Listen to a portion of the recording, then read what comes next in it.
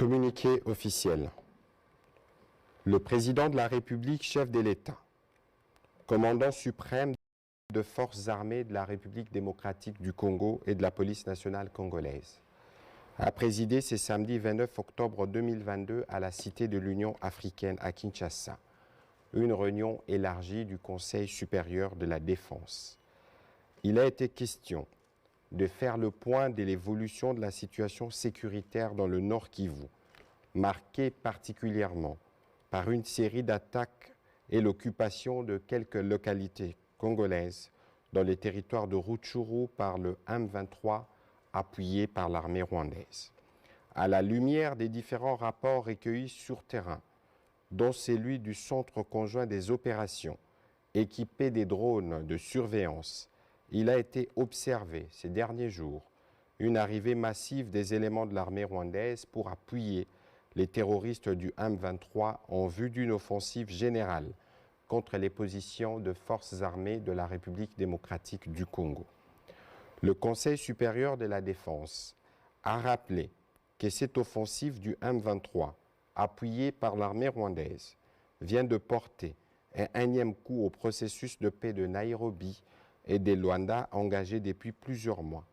Cette aventure criminelle et terroriste a rencontré une farouche résistance de forces armées de la République démocratique du Congo, déterminées à défendre la patrie jusqu'au sacrifice suprême.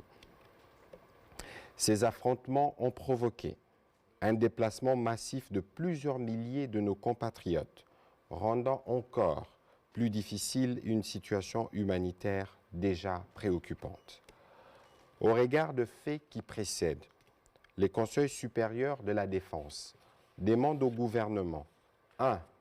D'expulser dans les 48 heures suivant sa notification M. Vincent Karega, ambassadeur plénipotentiaire du Rwanda en poste en République démocratique du Congo, et ce, en raison d'une part de la persistance de son pays à agresser la RDC et à appuyer les mouvements terroristes du M23 qu'il instrumentalise à cette fin, et d'autre part du mépris teinté d'arrogance des autorités rwandaises vis-à-vis tant du processus de Nairobi et de Luanda que des recommandations de la communauté internationale, plus précisément des Nations Unies, de l'Union africaine, de la Communauté de l'Afrique de l'Est, de la SADC et des partenaires multilatéraux, exigeant unanimement la cessation des activités terroristes du M23 et de tout appui extérieur à lui, son retrait sans délai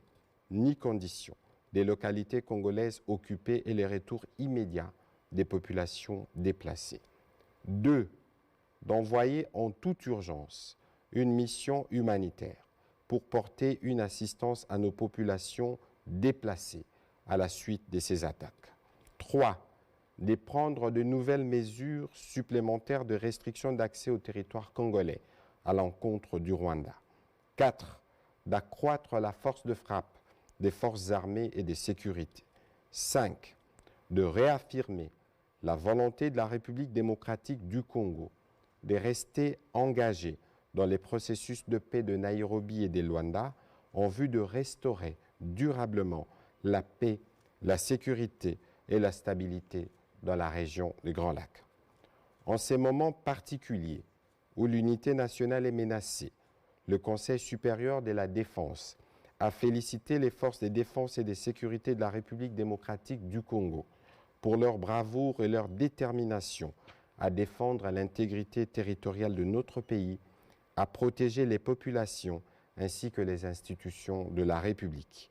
Il les exhorte à poursuivre leur noble mission. En vue de préserver l'unité nationale, le Conseil supérieur de la défense a rappelé la recommandation du président de la République, chef de l'État, celle de s'abstenir de tout type de discours, actes de violence ou des stigmatisations contre les communautés rwandophones pour ne pas prêter les flancs à l'ennemi. Il a encouragé les services de sécurité à veiller à la stricte observance de cette recommandation. Enfin, le Conseil supérieur de la défense remercie le peuple congolais pour l'élan de solidarité et de patriotisme manifesté à l'endroit de nos forces armées et de nos populations touchées par cette agression. Il a annoncé que le président de la République, chef de l'État, s'adressera à la nation dans les prochains jours. Fait à Kinshasa le 29 octobre 2022 pour les Conseils supérieurs de la défense élargis. Patrick Muyaya, ministre de la Communication et des Médias, porte-parole du gouvernement.